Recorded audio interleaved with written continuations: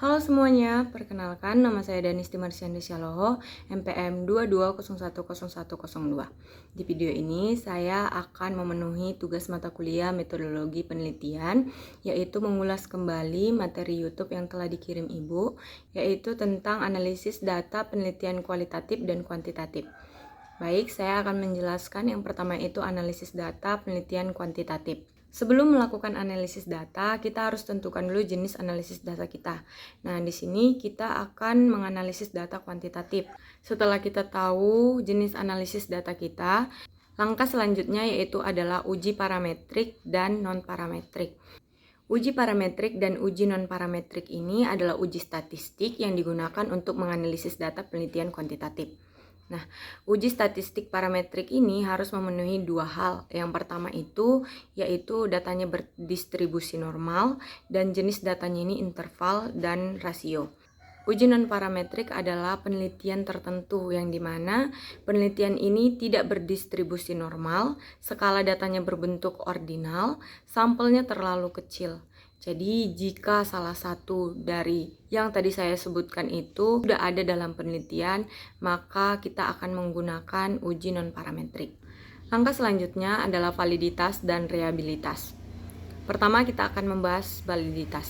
Validitas dari instrumen yang kita buat itu contohnya angket. Nah, validitas ini yaitu seperti apakah setiap pertanyaan yang ada di dalam angket ini sudah memenuhi atau mewakili variabel yang kita teliti. Nah, sumber validitas itu ada 5, yaitu isi tes, proses respon, struktur internal, hubungan dengan variabel lain, yang terakhir adalah konsekuensi.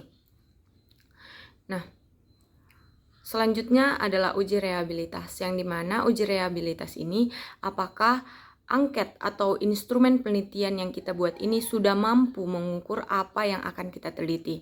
Jadi kalau tadi di validitas itu adalah butir-butir atau tiap-tiap soal yang ada di angket, kalau reliabilitas ini adalah keseluruhan dari angket tersebut. Nah, validitas dan reliabilitas ini wajib dilakukan untuk penelitian kuantitatif. Nah, contohnya itu analisis data statistik parametrik, yang dimana itu setelah kita analisis datanya, lalu kita rumuskan produk momennya, lalu kita uji validitas terhadap setiap pertanyaan instrumen penelitian kita. Jika ada dari soal-soal yang kita buat tadi tidak valid dan tidak reliabilitas, maka jika tidak valid, kita harus menghapus atau mengganti pertanyaan yang kita buat. Nah, jika tidak reliabilitas, maka kita harus mengganti instrumen penelitian kita. Langkah selanjutnya itu ada analisis data. Analisis data penelitian kuantitatif ini bertujuan untuk yang pertama itu mengukur, yang kedua itu membuat perbandingan, yang ketiga itu memeriksa hubungan, yang keempat itu membuat ramalan atau dugaan, yang kelima itu menguji hipotesis, yang keenam itu membangun konsep dan teori, yang ketujuh itu menjelajahi, yang kedelapan itu mengontrol, dan yang kesembilan itu menjelaskan. Penelitian kuantitatif ini merupakan penelitian yang berkaitan dengan angka-angka atau yang memerlukan uji statistik dalam proses analisis datanya. Nah, dalam penelitian kuantitatif ini ada dua uji statistik. Yang pertama itu ada statistik deskriptif dan yang kedua itu ada statistik inferensial.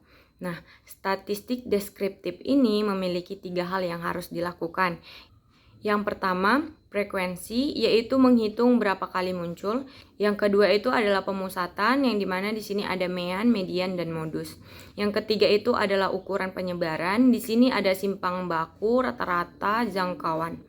Sekarang statistik inferensial, yang dimana ini merupakan level berikutnya dari statistik deskriptif. Nah, uji statistik di sini tuh ada perbandingan, hubungan, dan pengaruh. Nah, jika jenis pengukurannya kooperatif atau perbandingan, kita bisa menggunakan I-test, ANOVA, dan ANCOVA. Perbedaan I-test, ANCOVA, dan ANCOVA, yaitu I-test ini membandingkan dua variabel dalam kelompok.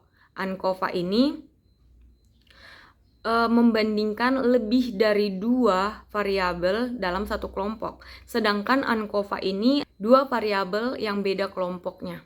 Nah, jika pengukurannya itu asosiatif atau kolerasi yang biasa sering disebut hubungan, kita bisa menggunakan chi-square atau x kuadrat yang dimana ini menguji hubungan dua variabel. Nah, selanjutnya itu kita bisa menggunakan Cramer's atau V, yaitu menggunakan kekuatan atau hubungan antara dua variabel. Yang ketiga itu kita bisa menggunakan Person Product Woman Collection, yang dimana itu kita menentukan kekuatan dan arah antara dua variabel. Lalu kita bisa menggunakan multiple regression, yang dimana di sini menghubungkan 3 atau lebih variabel kontinu. Nah, jika jenis pengukurannya ini regresi atau pengaruh, kita bisa menggunakan regression, digunakan untuk menentukan pengaruh antara 2 atau lebih variabel. Menghitung uji statistik ini lebih cepat menggunakan aplikasi SPSS daripada menggunakan rumus secara manual. Oke, selanjutnya saya akan membahas tentang analisis data penelitian kualitatif. Nah, sebelum kita membahas lebih dalam lagi analisis penelitian kuantitatif, kita harus tahu dulu definisi dari analisis data. Analisis itu adalah memeriksa dan menyelidiki. Analisis data ini adalah proses mencari dan menyusun secara sistematis dari hasil wawancara atau catatan lapangan. Jadi ketika munculnya rasa ingin tahu kita atau kita ingin meneliti itu sudah termasuk dalam analisis.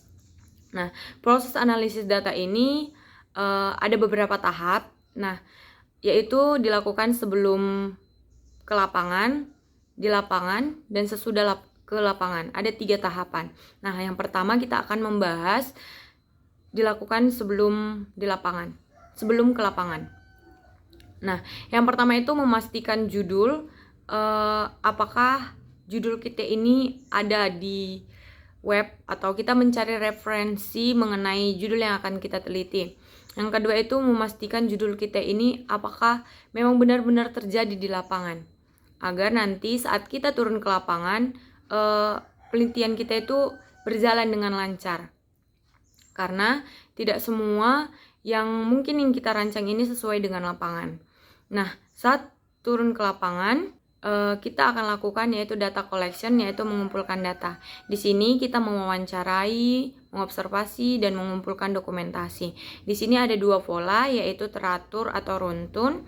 Yang kedua itu ada acak atau spreading method. Nah, pola teratur atau runtun ini yaitu sudah dirancang sebelum ke lapangan. Nah, setelah mengumpulkan data di lapangan itu dan mendapatkan data-datanya di lapangan, lalu dikelola. Sedangkan pola acak atau spreading method ini yaitu mewawancarai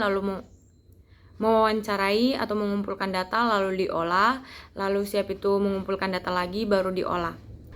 Yang kedua yang kita lakukan saat di lapangan itu ada data condensation, yang dimana itu proses pemilihan atau memfokuskan, menyederhanakan data yang mendekati keseluruhan seperti kesimpulan data dari lapangan. Nah, contohnya itu seperti saya mewawancarai narasumber di lapangan. Nah, saya membuat satu pertanyaan lalu dijawab oleh narasumber. Nah, kita buat dalam suatu tabel. Nah, di tabel ini adalah murni dari hasil dari narasumber. Setelah itu kita buat ide pokoknya. Ide pokok ini yang dimana itu adalah proses transkrip yang memindahkan hal-hal penting. Jadi kita mengambil hal-hal penting dari narasumber katakan sesuai dengan pertanyaan yang kita buat. Nah, setelah kita mendapatkan ide pokok itu, kita membuat konsep kualisasi atau tata kunci, yang dimana ini menghubungkan ide pokok dengan konsepnya, yaitu menyederhanakan bahasanya lagi atau lebih konseptual bahasanya. Nah, setelah mendapatkan kata kuncinya, sekarang kita mengkelompokkannya atau mengkategorikannya. Nah, yang dimana kata kunci yang kita dapat itu masih berhubungan atau berkaitan, jadi kita dapat mengkelompokkannya. Setelah kita mengkategorisasikan, ini akan menjadi subbabisasi atau pentemaan. Kita akan bahas ilustrasi kondensasi. Nah, yang pertama itu kita turun ke lapangan mengumpulkan data, yaitu data dari narasumber atau data asli. Nah, setelah itu reduksi, yang dimana datanya ini dikelompokkan. Nah, setelah dikelompokkan, data yang diambil hanya yang sesuai dengan peneliti atau sesuai dengan penelitian kita. Nah, jadi jikalau ada data dari narasumber tapi tidak berkaitan dengan penelitian kita bisa buang, kita ambil yang penting-penting saja.